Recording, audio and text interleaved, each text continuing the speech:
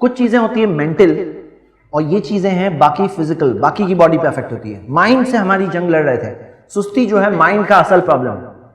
असल प्रॉब्लम सुस्ती जो है ना माइंड का प्रॉब्लम है, उसको हम माइंड लेवल पे डील कर रहे थे। लेकिन कुछ बॉडीली चीजें भी ड्रैग करती हैं और उसमें एक चीज क्या है, फैटनेस, मोटापा। तो मोटापा अगर एक इंसान में है तो ही has a tendency to be lazy, tendency, उसको अपनी बॉडी मूव करने में टाइम लगेगा। तो we should try to overcome it. उसी तरह एक और प्रॉब्लम है ओवर ईटिंग। एक इंसान खाने जब बैठता है तो इतना खा ले, ओवर ईटिंग करे, तो उसके बाद में एक्टिविटी करने की उसकी जो क्षमता, जो ताकत, जो एबिलिटी है वो काफी कॉम्प्रोमाइज हो जाती है। तो ओवर ईटिंग की वजह से लेजीनेस पैदा होती है। ये बहुत इंपॉर्टेंट चीज है, हम ओवर ईटिंग के दलदल में ना पड़े।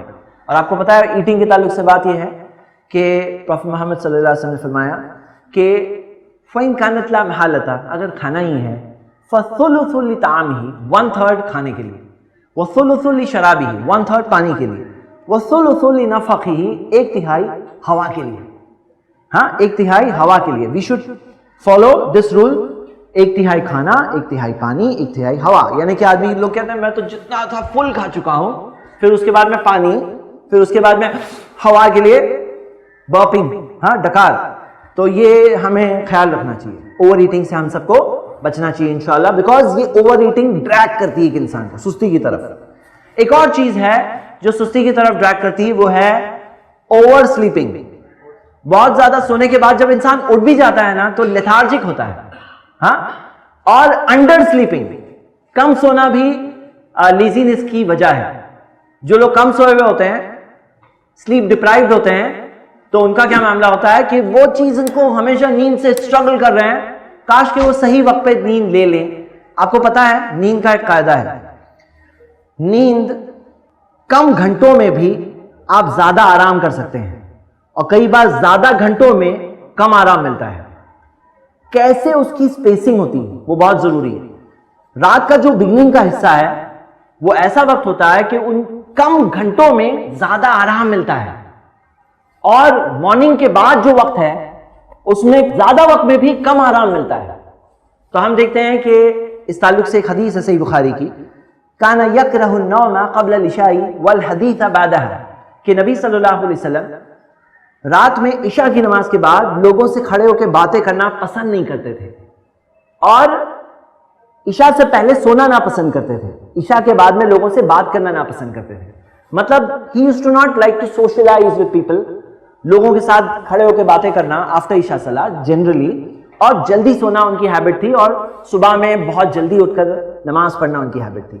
उसी तरह एक और हदीस है, जो हदीस हमें मिलती है सिलसिला हदीस सहीहा में, ऑथेंटिक सनद से है, जिसके अंदर आता है कीलू फ़इन्न शयातीन ला तकीलू, आफ्टरनून में एक नैप ले लो, क्योंकि शयातीन क़ैलुल्लाह आफ्टरनून की नैप नहीं लेते हैं। तो हम क्या देखते हैं कि यहाँ पे एक रूल मिल रहा है कि मिड डे में छोटी सी नैप लेने की कोशिश करो, अर्ली मॉर्निंग उठने की आदत बनाओ, मिड डे में छोटी नैप ले लो। तो यहाँ क्या होता है, ये पावर नैप्स की वजह से आदमी रिजुविनेट हो जाता है। वो सुबह से उठा हुआ इंसान रात तक स्ट्रगल कर रहा है तो उसका एनर्जी लेवल कहीं पे जाके कम होने लगता है, कहीं पे जाके लेजीनेस उसमें आने लगती है। तो क्या चीज उसे बचाती है, वो है ये सही एक पावर नैप लेना, दरमियान में कैलुला करना, छोटी सी नैप ले लेना, भले ही फिर 15 मिनट क्यों ना, 15 minute to 30 minute is sufficient. 15 से 30 मिनट बहुत है पूरी बॉडी को रिजुविनेट करने के लिए। कैसे हम लेजीनेस को ओवरकम कर सकते हैं, उसमें एक बहुत इंपॉर्टेंट ये रूल है, वो है सही वक्त पे स्लीप करना, कम वक्त में ज्यादा आराम करना। ऑफ कोर्स ये बातें हैं, हम लोग जो कल्चर में यहाँ रहते हैं बॉम्बे में, वो लेट नाइट कल्चर है और ये लो प्रोडक्टिविटी कल्चर है। जिंदगी की प्रोडक्टिविटी बहुत कॉम्प्रोमाइज होती है ये लेट नाइट कल्चर से। अर्ली मॉर्निंग कल्चर से जिंदगी में प्रोडक्टिविटी पैदा होती है। अगर आप सारी वेस्टर्न कंट्रीज की तरफ देखें जहां पे अच्छा प्रोग्रेस और अचीवमेंट्स है, वो लोगों ने ये मॉर्निंग के टाइम को कैच किया है। वहां पे अर्ली मॉर्निंग काम शुरू होता है, इवनिंग में जल्दी खत्म हो जाओ, नो प्रॉब्लम। लेकिन काम जल्दी शुरू होने से प्रोडक्टिविटी दिन की बहुत बढ़ जाती है। तो वो टाइम पे सोता रहा कोई तो कर रहा है, हम ये नहीं कहते कि फेल हो गया, लेकिन उसने अपने आप को एक चीज में माइनस पॉइंट अपने लिए क्रिएट किया। हाँ, ओवर ईटिंग किसी का प्रॉब्लम है तो उसके लिए माइनस पॉइंट उसमें आ रहे हैं। कोई ओवर स्लीपिंग यानी रॉन्ग टाइम पे स्लीपिंग करने की आदत है तो वो माइनस पॉइंट तो आ रहा है, भले ही वो बाकी चीजों में कवर कर सकता है, देयर इज नथिंग कि वो हार गया, ऐसा नहीं है कि अब वो नाउम्मीद हो जाए, लेकिन जरूर वो उसके अंदर एक नेगेटिव मार्क उसे जरूर मिल गया है।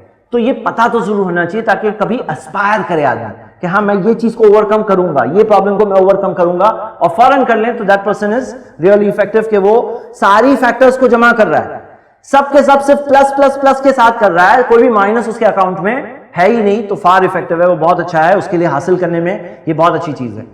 एक और चीज है जिसकी वजह से लेजीनेस आती है, एक्सटर्नल फैक्टर्स, जैसे मैंने कहा अदर देन माइंड, माइंड से बाहर वाली चीजों में, और वो है लैक ऑफ एक्टिविटी।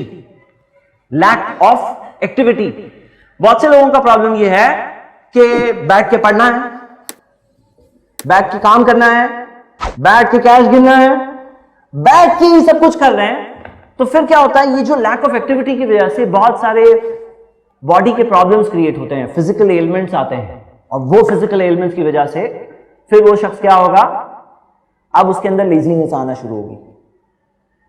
तो क्या करना चाहिए, अपने जिस्म को एक्टिविटी देना चाहिए। आप देखिए कि नमाज पढ़ने के लिए जब जाते हैं तो हर कदम के लिए देयर इज अ रिवॉर्ड।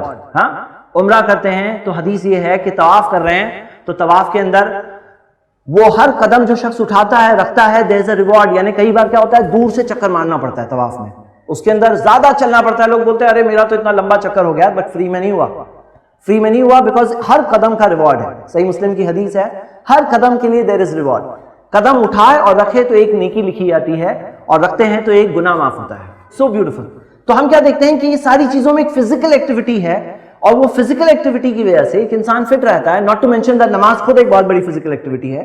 तो मैं आप सबको एनकरेज करता हूं कि थोड़ा टाइम लीजिए अपनी बॉडी को फिट रखने के लिए, थोड़ा टाइम निकालिए एक्सरसाइज करने के लिए, थोड़ा टाइम निकालिए वॉकिंग करने के लिए।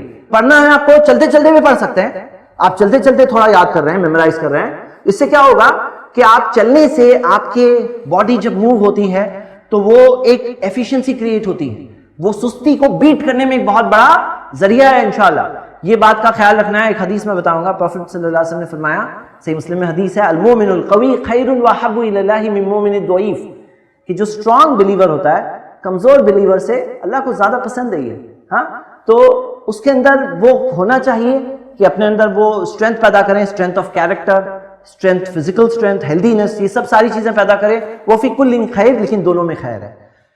सब्सक्राइब कीजिए हमारे चैनल और दबाइए बेल का आइकन ताकि आपको रेगुलर नोटिफिकेशन अपडेट्स मिल सके।